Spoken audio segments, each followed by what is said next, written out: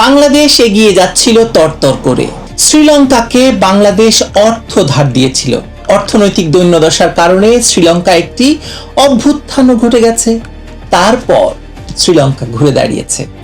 যেখানে বাংলাদেশের বের হওয়ার কথা ছিল স্বল্পোন্নত দেশের তালিকা থেকে, ঢোকার কথা ছিল উন্নয়নশীল দেশের তালিকায়, সেখানে দক্ষিণ এশিয়ার 5টি দেশ বা অনেকগুলো দেশ এই তালিকা থেকে বেরুলেও বাংলাদেশের জুলাই সন্ত্রাসের সরকার এবং তার পরবর্তী উত্তরাধিকার তারেক রহমানের সরকার আবেদন করে বাংলাদেশকে এই স্বল্পোন্নত দেশের তালিকায় রেখে দিয়েছে। বন্ধ হয়ে যাচ্ছে দেশের কলকারখানা, বেকার হচ্ছে লাখ লাখ মানুষ, হয়ে গেছে বেকার কয়েক লক্ষ মানুষ, আর দেশটাকে তুলে দেওয়া হচ্ছে জঙ্গিদের হাতে। দেশে রাজনীতি নেই, কারণ দেশের প্রধান রাজনৈতিক দলকে নিষিদ্ধ রাখা হয়েছে। তথাকথিত জুলাই অভ্যুত্থান, জুলাই বিপ্লব বাংলাদেশের কি পরিমাণ ক্ষতি করেছে কেউ যদি এখনো বুঝতে না পারেন, তাহলে আসুন শুধু অর্থনৈতিক অবস্থাটার কি দশা তথাকথিত জুলাই বিপ্লবের পর, সেটাই আজকে আলোচনা করা যাক।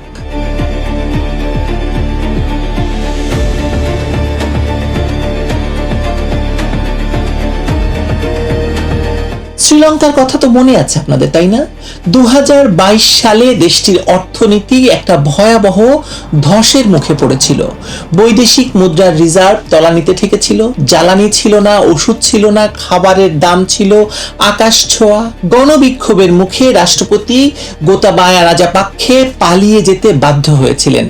সেই দেশটি মাত্র 3 বছরের মধ্যে এতটাই ঘুরে দাঁড়িয়েছে যে 2025 সালে দেশটির জিডিপি প্রবৃদ্ধি হয়েছে 5%। আর সেই পুনরুদ্ধারের গল্পকে স্বীকৃতি দিতে বিশ্বব্যাংক 2026 সালের জুলাই মাসে শ্রীলঙ্কাকে উচ্চ মধ্যম আয়ের দেশের তালিকায় উন্নতি করেছে। অর্থাৎ যে দেশটি একসময় বাংলাদেশ থেকে ঋণ নিয়েছিল, বাংলাদেশ যে দেশটিকে ঋণ দিয়েছিল, সেই দেশ আজ বিশ্ব ব্যাংকের মানদণ্ডে বাংলাদেশের চেয়েও এগিয়ে গেছে। এটা কি লজ্জার কথা? হ্যাঁ, আসলে এটা একটা লজ্জার কথা। কিন্তু এই লজ্জার জন্য দায়ী কারা, সেটাই আজকে আলোচনা করতে হবে, আমাদের স্পষ্ট করে বলতে হবে। বাংলাদেশের কথায় আসি এবার। 2018 সালে বাংলাদেশ জাতিসংঘের 3টি মানদণ্ডে উন্নীত হয়েছিল বা উত্তীর্ণ হয়েছিল: মাথাপিছু আয়, মানব সম্পদ এবং অর্থনৈতিক এবং পরিবেশগত ভঙ্গুরতা। 2021 সালে চূড়ান্ত স্বীকৃতি এসেছিল। 2026 সালের 24শে নভেম্বর বাংলাদেশকে বা বাংলাদেশের উন্নয়নশীল দেশে উত্তরণের দিন হিসেবে নির্ধারিত ছিল। এটি ছিল বাংলাদেশের 50 বছরের অর্জনের একটি প্রাতিষ্ঠানিক স্বীকৃতি। শেখ হাসিনার নেতৃত্বে যে বাংলাদেশ একটানা গড়ে 7% বেশি জিডিপি প্রবৃদ্ধি ধরে রেখেছিল, সেই বাংলাদেশকে বিশ্বের উন্নয়নের রোল মডেল হিসেবে তুলে ধরা হয়েছিল আন্তর্জাতিক মঞ্চে। তুলে ধরেছিল ব্লুমসবার্গ, দ্য ইকোনমিস্টের মতো পত্রিকা, এমনকি গোল্ডম্যান স্যাক্স বাংলাদেশকে বলেছিল উন্নয়নের বিস্ময়। সেই বাংলাদেশ আজ 2029 সাল পর্যন্ত স্বল্পোন্নত দেশের তালিকায় থেকে যাওয়ার জন্য পায়ে ধরছে, আবেদন করছে। এই আবেদনটি বা এই পায়ে ধরা করছে কারা? অবৈধ ইউনূস সরকার এবং তার উত্তরসূরি তারেক রহমানের সরকার। জাতিসংঘের কমিটি ফর ডেভেলপমেন্ট পলিসি 3 বছর সময় বাড়িয়ে 2029 সালের 24শে নভেম্বর পর্যন্ত প্রস্তুতির সময়কাল নির্ধারণ করে দিয়েছে।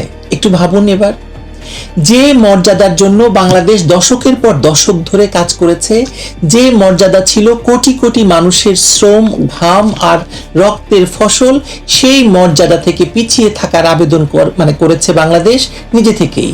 কেন? কারণ এলডিসি থেকে বেরিয়ে গেলে আন্তর্জাতিক বাজারে যে শুল্কমুক্ত সুবিধা পাওয়া যায় তা কমে যাবে। কিন্তু প্রশ্ন হলো, এই সুবিধা কমে যাওয়াটা তো একটি স্বাভাবিক প্রক্রিয়া। একটি দেশ যখন এগিয়ে যায় তখন এসব সুবিধা তার পাওয়ার কথা নয়, সে তো আর গরিব থাকছে না। সেই চ্যালেঞ্জ মোকাবেলার সক্ষমতা তৈরি করাই তো যে কোনো সরকারের কাজ। কিন্তু এই সরকার সেই পথে না গিয়ে পিছু হটার আবেদন করেছে। সেই যে সাইফুর রহমান বলতেন, বিএনপির অর্থমন্ত্রী, যে আমরা যদি গরিব না থাকি তাহলে আমাদের ভিক্ষা দিবে না। কারণ এই সরকারের কাছে দেশের সক্ষমতা তৈরির কোনো পরিকল্পনা নেই, আছে কেবল ক্ষমতায় টিকে থাকার ষড়যন্ত্র আর বাংলাদেশকে গরিব রেখে বিশ্বের উন্নত দেশগুলোর কাছ থেকে ভিক্ষা নেওয়া। এবার দেখুন দেশের ভেতরের চিত্রটা কতটা ভয়াবহ। 2025 সালে শুধুমাত্র তৈরি পোশাক খাতেই 258টি রপ্তানিমুখী কারখানা বন্ধ হয়ে গেছে। 2024 সালের জানুয়ারি থেকে 2025 সালের নভেম্বর পর্যন্ত 22 মাসে বন্ধ হয়েছে 226টি কারখানা। বেকার হয়েছে 2 লাখের বেশি শ্রমিক। চট্টগ্রাম শিল্পাঞ্চলে 100-রও বেশি কারখানায় তালা ঝুলছে। সাভার, গাজীপুর, নারায়ণগঞ্জ, শ্রমিকের কান্নায় ভারী এই নামগুলো। 2024-25 অর্থ বছরের প্রথমার্ধেই প্রায় 21 লাখ মানুষ চাকরি হারিয়েছে, যার মধ্যে প্রায় 18 লাখ নারী। এই যে নারী শ্রমিক, যারা এই দেশের বৈদেশিক মুদ্রা অর্জনের প্রধান যোদ্ধা ছিল, যাদের রক্ত ঘামে বাংলাদেশের অর্থনীতি দাঁড়িয়েছিল, তারা আজ পথে বসেছে।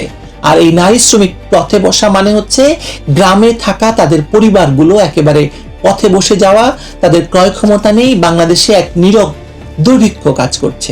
2025 সাল ছিল বাংলাদেশের শ্রমবাজারের জন্য এক দুঃস্বপ্নের বছর। রাজনৈতিক অস্থিরতা, জ্বালানি সংকট, ব্যাংকিং বাধা এবং বৈশ্বিক বাজারে অনিশ্চয়তা সব মিলিয়ে মোট বেকারের সংখ্যা দাঁড়িয়েছে 26 লাখের বেশি। 26 লাখ বেকার। মূল্যস্ফীতি প্রায় 11%।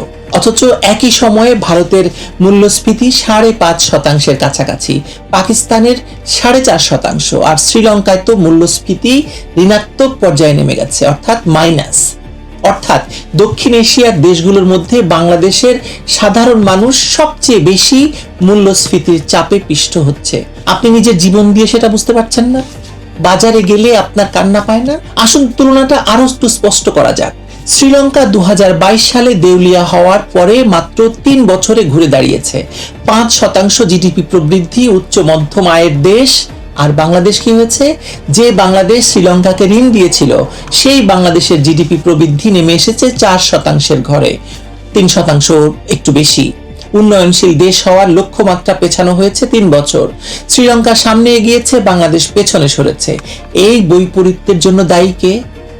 দায়ী ওই তথাকথিত জুলাই বিপ্লবের জুলাই সন্ত্রাসীরা, যারা দেশের একটি নির্বাচিত সরকারকে উৎখাত করে অবৈধ ইউনূস সরকারকে বসিয়েছিল। একটা কথা মনে রাখবেন, 2022 সালে শ্রীলঙ্কার যে দুরবস্থা তৈরি হয়েছিল, তার কারণ ছিল রাজাপাক্ষে সরকারের ভুল অর্থনৈতিক নীতি, অতিরিক্ত ঋণের বোঝা এবং বৈদেশিক মুদ্রার অব্যবস্থাপনা। কিন্তু শ্রীলঙ্কা ঘুরে দাঁড়িয়েছে কারণ সেখানে একটি রাজনৈতিক পরিবর্তনের পর একটি নতুন সরকার এসে সংস্কারের পথে হেঁটেছে, IMF এর শর্ত মেনেছে এবং অর্থনৈতিক স্থিতিশীলতা ফিরিয়ে আনার জন্য রাজনৈতিক সদিচ্ছার পরিচয় দিয়েছে। আর বাংলাদেশে প্রকৃত সংস্কারকেরা এসেছে দেশকে সংস্কার করতে নয়, দেশকে ভাঙতে। তারা প্রতিষ্ঠান ভেঙেছে, বিনিয়োগকারীদের তাড়িয়েছে, শ্রমিকদের পথে বসিয়েছে এবং যুদ্ধাপরাধী জামায়াত ইসলামী এবং তাদের অঙ্গ সংগঠন ইসলামিক ছাত্র শিবির আর জুলাই সন্ত্রাসীদের রাষ্ট্র ক্ষমতার অংশীদার করেছে। এবার আসি সর্বশেষ প্রসঙ্গ, যেটা না বললে এই বিশ্লেষণ অসম্পূর্ণ থেকে যাবে। অর্থনৈতিক বিপর্যয়ের পাশাপাশি এই অবৈধ সরকার বাংলাদেশের রাজনৈতিক মেরুদণ্ডটা ভেঙে দিয়েছে। বাংলাদেশ আওয়ামী লীগ এই দেশের সবচেয়ে পুরনো, সবচেয়ে বড় এবং মুক্তিযুদ্ধের নেতৃত্ব দানকারী রাজনৈতিক দল। বাংলাদেশের সবচেয়ে যে উন্নয়ন কাণ্ড ঘটেছে তা আওয়ামী লীগের হাত দিয়ে ঘটেছে। সেই দলটি আজ নিষিদ্ধ। 1949 সালে প্রতিষ্ঠিত এই দলটি বাংলাদেশের স্বাধীনতা সংগ্রামের প্রাণশক্তি ছিল। বঙ্গবন্ধু শেখ মুজিবুর রহমানের নেতৃত্বে এই দল এই জাতিকে একটি স্বাধীন রাষ্ট্র দিয়েছিল। কোটি কোটি মানুষ এই দলকে ভোট দিয়েছে, এই দলের পতাকা বহন করছে, এই দলের আদর্শে বিশ্বাস রাখছে। সেই দলকে নিষিদ্ধ করে এই সরকার শুধু একটি রাজনৈতিক দলকে আঘাত করেনি, কোটি কোটি বাংলাদেশি নাগরিকের গণতান্ত্রিক অধিকারকে পদদলিত করেছে। পৃথিবীর কোনো গণতান্ত্রিক রাষ্ট্রে কোটি কোটি মানুষের সমর্থন পুষ্ট একটি রাজনৈতিক দলকে এভাবে নিষিদ্ধ করা হয় না। এটা গণতন্ত্র নয়, এটা ফ্যাসিবাদ, নগ্ন নির্লজ্জ ফ্যাসিবাদ। আর এই রাজনৈতিক শূন্যতার সুযোগে কারা মাঠ দখল করেছে? তারা আবার জামায়াত ইসলামী, বিএনপি, এনসিপি। জামায়াত যে সংগঠন 1971 সালে পাকিস্তানি হানাদারদের সাথে মিলে দেশের লাখো মানুষকে হত্যা করেছে, তারা আজ প্রশাসন, শিক্ষা ব্যবস্থা, ব্যবসা বাণিজ্য সবকিছু দখল করে বসে আছে। রাজনৈতিক মাঠ পরিষ্কার করে দেওয়া হয়েছে একমাত্র তাদের জন্যই। এটাই তো পরিকল্পনা ছিল। আওয়ামী লীগকে সরাও, মুক্তিযুদ্ধের চেতনাকে মুছে দাও, আর জামায়াত বিএনপির জন্য রাষ্ট্র ক্ষমতার দরজা খুলে দাও। এই ছিল জুলাই সন্ত্রাসের আসল এজেন্ডা। তাহলে আমাদের সামনে এখন সত্যিকারের প্রশ্নটা কি? যারা জুলাইকে বিপ্লব বলেন, যারা একে গণ অভ্যুত্থান বলেন বলে গলা ফাটান, তারা কি এই প্রশ্নের জবাব দিতে পারবেন? কোন বিপ্লবের ফলে একটি দেশের অর্থনীতি এভাবে ধসে যায়?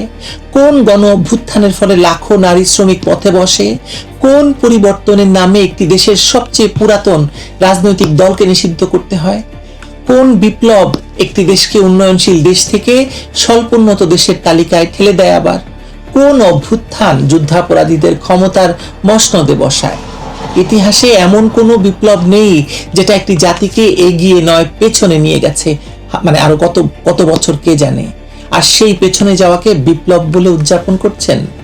এটা তো বিপ্লব নয়, এটা ছিল একটি পরিকল্পিত ধ্বংসযজ্ঞ, একটি রক্তাক্ত ষড়যন্ত্র, একটি জাতির স্বপ্নকে গলা টিপে হত্যা করার নাম জুলাই সন্ত্রাস। আর এই সন্ত্রাসের হিসাব একদিন দিতেই হবে। ইতিহাস কোনো খুনিকে, কোনো রাষ্ট্রদ্রোহীকে, কোনো দেশ বিধ্বংসীকে কখনো ক্ষমা করেনি। আপনি কি ক্ষমা করতে পারবেন যে শ্রীলঙ্কাকে বাংলাদেশ ঋণ দিয়ে মানে টিকিয়ে রেখেছিল, সেই শ্রীলঙ্কা বাংলাদেশকে পিছনে ফেলে গিয়ে গেছে কেন?